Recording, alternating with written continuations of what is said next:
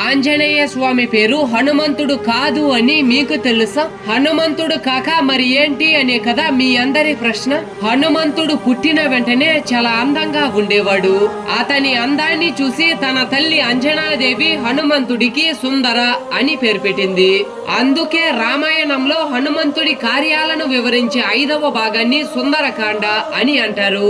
సుందరకాండ అంటే హనుమంతుడి వీర కార్యాలు అని భావం. మరి మనం హనుమంతుడు అని ఎందుకు పిలుస్తున్నాము అని మీ అందరికీ అనిపించవచ్చు. దాని వెనుక ఒక పెద్ద కథ ఉంది.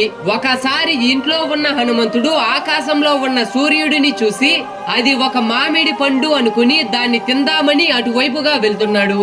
హనుమంతుడి శక్తి గురించి మీ అందరికీ తెలుసు కదా. ఒకవేళ హనుమంతుడు సూర్యుడిని మింగితే సమస్త జీవకోటి ఇబ్బందుల్లో పడుతుంది.